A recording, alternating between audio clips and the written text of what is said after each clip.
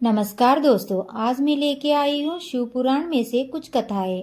ब्रह्मा जी की उत्पत्ति, शिव पुराण सुनने की फल और भस्मासुर की कथा।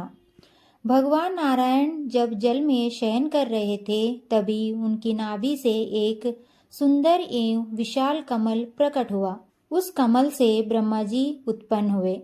माया के वश में होने के कारण ब्रह्मा जी अपनी उत्पत्ति के कारण को नहीं जान सके। चारों ओर उन्हें जल ही जल दिखाई पड़ा। तब आकाशवाणी हुई, तपस्या करो। 12 वर्ष तक तपस्या करने के पश्चात भगवान विष्णु ने चतुर्भुज रूप में उन्हें दर्शन दिए और कहा, मैंने तुम्हें सत्व गुण से निर्माण किया है। लेकिन मायावश ब्रह्मा जी विष्णु जी के स्वरूप को न जानकर उनसे युद्ध करने लगे। तब दोनों के विवाद को शांत करने के लिए एक अद्भुत ज्योतिर्लिंग का आविर्भाव हुआ। दोनों बड़े आश्चर्य के साथ इस ज्योतिर्लिंग को देखते रहे और इसका स्वरूप जानने के लिए ब्रह्मा हंस स्वरूप बनाकर ऊपर की ओर और विष्णु वाराह स्वरूप धारण कर नीचे की ओर गए।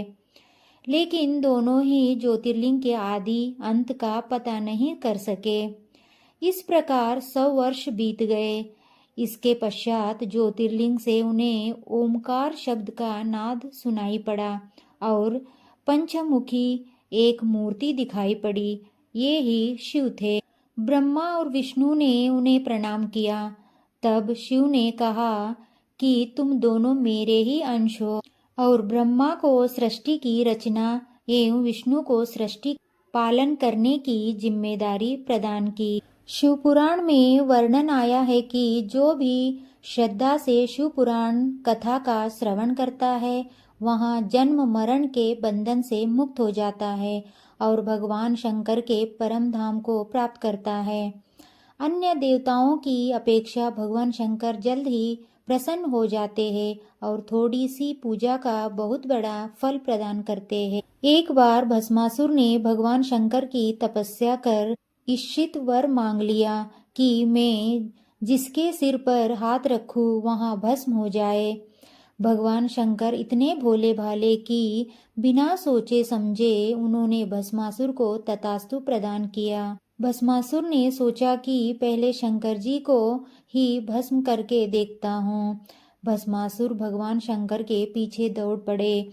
भगवान शंकर दौड़ते हुए भगवान विष्णु के पास जा पहुँचे। सो भगवान विष्णु ने मोहिनी स्वरूप धारण कर भस्मासुर का हाथ उसके अपने सिर पर रखवा कर भगवान शंकर की रक्षा की। इसलिए भगवान शंकर की थोड़ी भी पूजा कर दी जाए तो वहाँ प्रसन्न हो बहुत ज़्यादा फल देते हैं।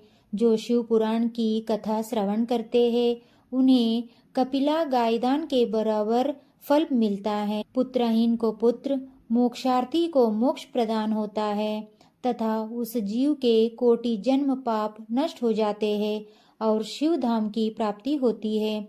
इसलिए शिव पुराण कथा का श्रवण अवश्य करना चाहिए। जो प्रतिदिन आदर पूर्वक इस शिव पुराण का पूजन करता है, वहाँ इस संसार में संपूर्ण भोगों को भोग कर अंत में भगवान शिव के पद को है।